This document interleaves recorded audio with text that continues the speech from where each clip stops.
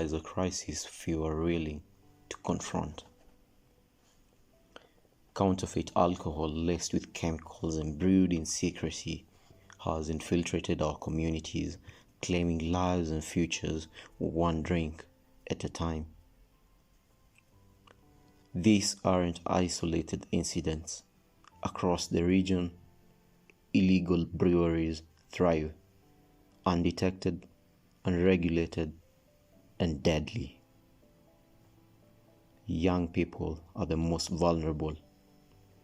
With every bottle of poison they consume, bang they smoke, cigarettes they smoke, their dreams blur into addiction and their futures dim. But hope isn't lost.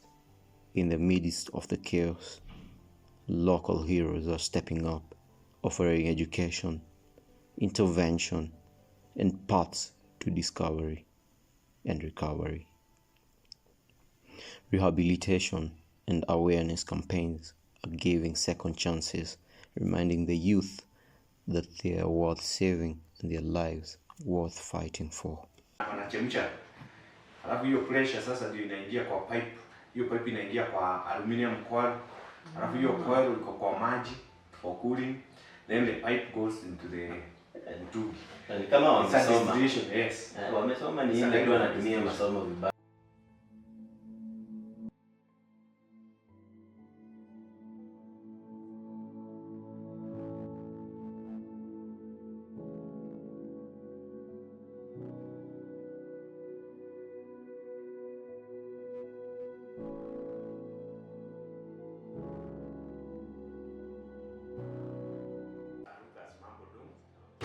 I'm the area chief in this location called Samuru. Samuru location is in Samuru Division, Gatanga Sub-County, just at the boundary of Murang'a and Kiambu counties, near Thika. What is the current situation on drugs and illicit brews in this area and how it has affected youth and families? Okay, thank you very much. I would like to update you on the current state of the drugs and illicit brews in the area, and I would like to say that it has really affected a number of youth in our area. It has also affected so many families because you find that most of the youths are from the age of 18 to 35. The community has actually helped us try to face the menace of illicit brews and drugs, because you can see the villagers are normally coming out to report to our offices that the so-and-so is selling bangi, so-and-so is selling drugs, so-and-so is selling illicit brew. And by this, we have been able to move swiftly to the ground, where we have been able to arrest some of those notorious peddlers, and we have actually reduced the crime. We don't have enough resources because actually every time we have to go to raid or do crackdown on those dens, we need the presence of the police, because some of the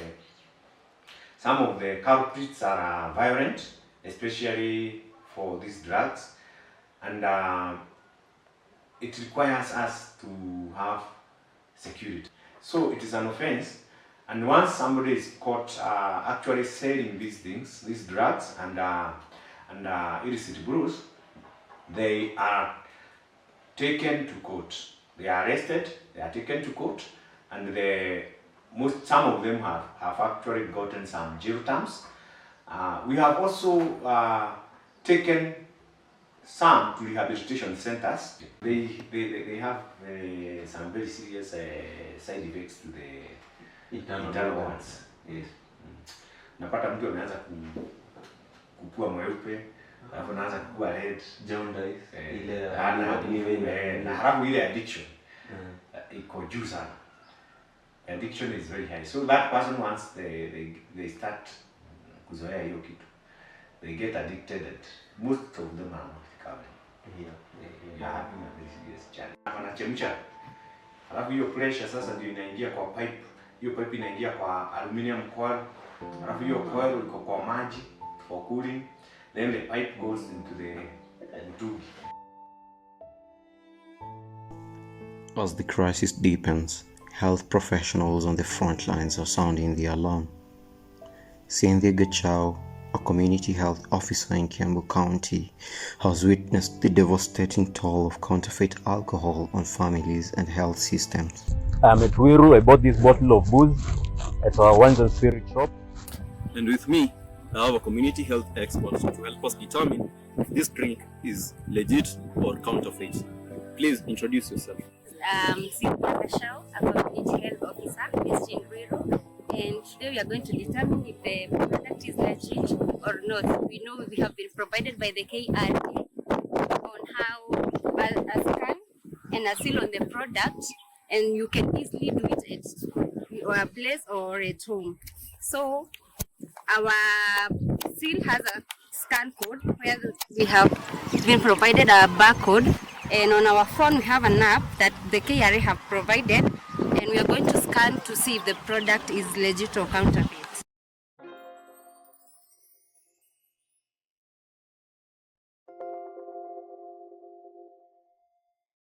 One minute we have been scanning the product and the results are null, so the product is not legit. And if this product isn't legit and is indeed counterfeit, what are the effects and what are the health issues that a user is exposed to when they consume such a product? Okay, our effects range from public health issues to social and economic issues, and with the type of illicit brews, we have diseases like liver diseases, that is liver failure, liver cirrhosis. We have cardiovascular diseases like increased rate of high blood pressure, heart failure, and we also have diseases like mental health issues. People who are into illicit brews are more susceptible to having depression, anxiety, and so on. Then we have the socioeconomic issues, which are like erosion of social cohesion, especially with people who are taking illicit brews. You will find them not being able to interact well with their community since mostly they are not productive. And then you will find them also getting into crime, like smuggling, because it is easier to smuggle things and go back to the alcohol so they can buy the alcohol. And we also have economic issues, like you will find that most companies are leaving the country to go and invest somewhere else because there is an erosion of these illicit brews in the market. Her testimony reflects a disturbing truth. Our health infrastructure is being overwhelmed not just by disease, but by a man-made epidemic driven by greed and neglect. Behind every bottle of counterfeit alcohol lies a name, a family, a tragedy. For David Charlo, his tragedy struck home when his brother fell victim to toxic brews, leading to a painful battle with liver cirrhosis and ultimately his death. Hello everyone, this is David. David lost his brother some few months ago from illicit brews and drugs. We want to hear his side of the story of what really happened. Now, if this is David, he can tell us. Thank you very much, Mr. David. Well, once you talk about illicit brews, it really hurts me. It reminds me of very painful memories, like I had shared with you. I lost my dearly brother from the same. And just to give brief history of what happened, Yes. tulikuwa tunamkanya for very long period of time, but due to kutokusikia kwake, unajua Waswahili wanasema ukitia masikio nta, Yeah. na sasa it happened just from how it started. It started as a joke. Tulimkanya mara, it's not the right way to do. Sometimes unapata due to peer influence, na kuna marafiki ambao they also taking the same. Tunamwambia this is not right, can you just choose your friends wisely? ukapata, unajua pia vijana kuna vile wanaona they are right, then the parents wanatuambia stop doing this, hatutaki kusikia. Now it happened that ilifika mahali akakuwa kwa ile point ya addiction and hawezi kaa bila. He was at very stable job, he was earning good money, then ikafika mahali akafutwa kazi sababu hangefika kazini kama hajalewa. Ikaendelea hivi, he was with very stable family, the family was very much happy. Ikafika mahali and nobody could humiliate the same. Sasa everybody had to go. Sasa nikabaki hapo because this is my daily brother and I have to be there to nimwambie this in the right way. So ikafika mahali akakuwa mgonjwa. Now because pia anafanga busy na kazi, ukapata seeing him once in a while. Ikafika mahali ukapata I have to stay with him. Now the condition ilifika mahali akaenda hospitali, akapatikana kuna liver cirrhosis. Now just to give brief details of the same, alikuwa liver imefed kabisa. After hapo kukakuwa na skin issues whereby skin yake ilianza kufade, ukapata hiyo body imepoteza shape, amepoteza appetite. He's not the same gym guy I used to see and be proud of. Then ikakuwa ni jambo mbaya sababu at the end tulikuja tukampoteza, alituachia bills kubwa sana pale hospitali and ilituuma sana. Na kile ninasema about this illicit brews, at least kama inawezekana mtu asiingie hapo, because inafika mahali you taking them as a joke, inafika mahali unapata umeingia kwa point addiction and it is very bad sababu utakuja kucheke wa familia yako inaanza kulia sababu the same has happened. So if you talk about illicit brew, I would term it as hell, a hell that you take yourself, and it is very much painful. Sababu if people feel how I felt because nilipoteza mtu alikuwa ameingia kwa illicit brew, then that is not the right way. So I would say kama kuna mtu maybe alikuwa ameingia angalia njia tofauti za kutoka, there are rehabilitation centers and a lot of medication activities that happens to ensure that not even illicit brews, other drugs, there are ways za kufanya uachane nazo pole pole. Kwa hivyo that is all I can say, and I'm a victim of the same because I lost somebody who I really loved and treasure. So illicit brews at all costs, even government should fight them vizuri sana mpate zimeisha. Yeah, that's what I can say. Thank you very much David, and pole sana kwa kupoteza ndugu yako. David's story is not rare. It is repeated in harsh tones across villages, whispered in grief at countless funerals. This is the human cost of counterfeit alcohol. Real people, real loss. In institutions of learning, the fight against substance abuse is not just a policy, it's a mission. Mr. Elisha Dimba, principal of Uzuri Institute, speaks on how education can empower the youth to choose knowledge over narcotics.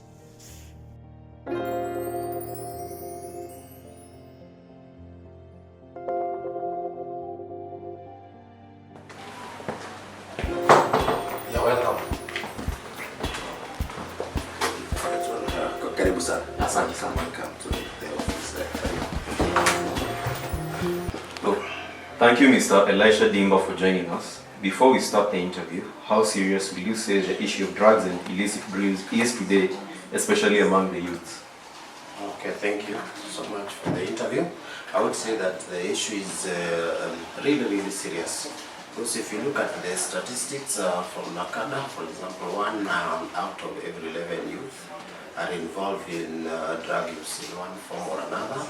That's a big number, and even in alcohol use, tobacco use, cat use, mira and all that. Okay, there are thousands and thousands of the youth who are using those drugs, and it is affecting public health, it is affecting education, it is affecting national development.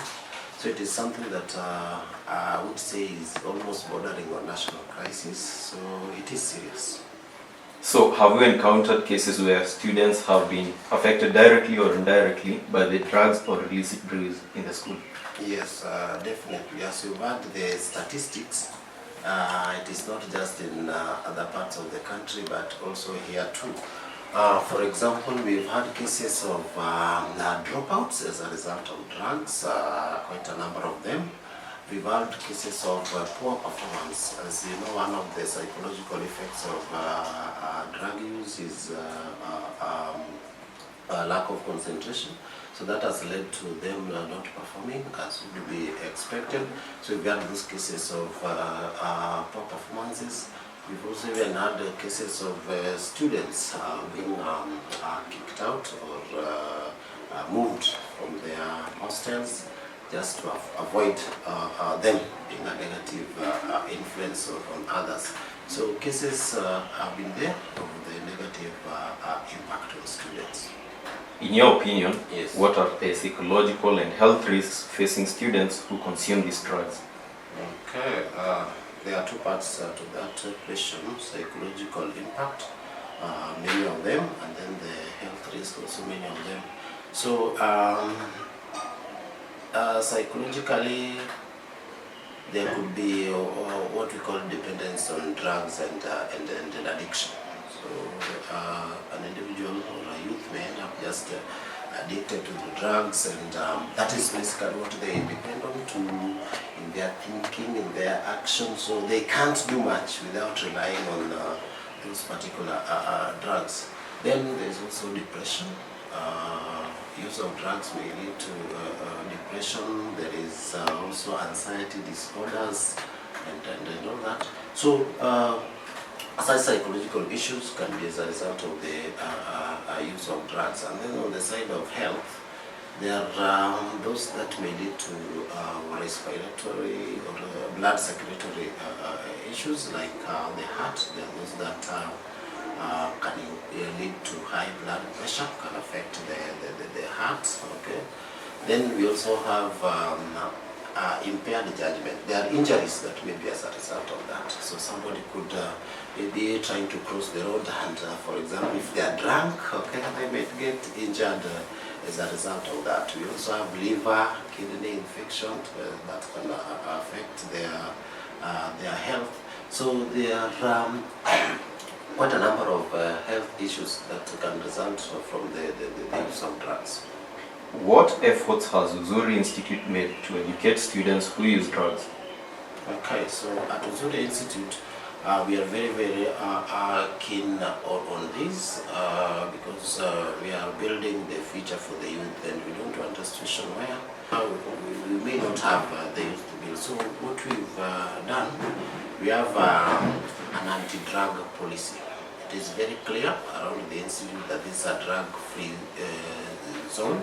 Okay, we don't allow students to take alcohol here, no use of tobacco, no use of drugs around. And it is very, very clear in the school rules, very clear in the notices that we don't allow drugs. That is one. Two, we hold regular seminars, regular workshops with our students, so that they are trained or made aware that if they are in this, they are guided properly so that they don't get used in the drugs. The consequences are laid down out to them so that they are careful there. We also have guidance and counseling unit to help the students who may get involved in this. In addition to those efforts, at Uzuri Institute we also have the clubs and societies which are meant to just generally engage the youth. As we know, they say out there is an idle mind is a devil's workshop. So the more they can be idle, the more they can get involved in drug use and all that. So we've created those opportunities, we've created those chances so that they can get engaged, so that there's no space in mind where they can get involved in the use of drugs. We also have sports, those recreational facilities in which they can also get engaged to minimize the free time that they can have to get involved in the use of drugs. what should be done at a national level to ensure such cases don't continue happening? Yes, at national level,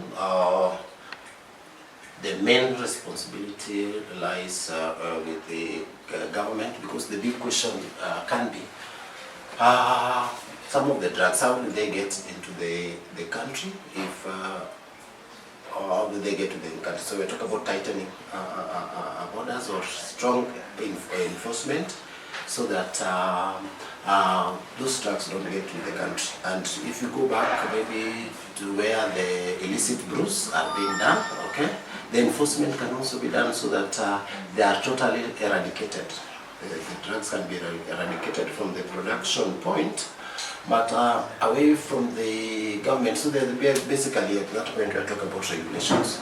And away from the government, we can also involve the church. The church has a responsibility to play in mentoring, talking to the youth against the drugs.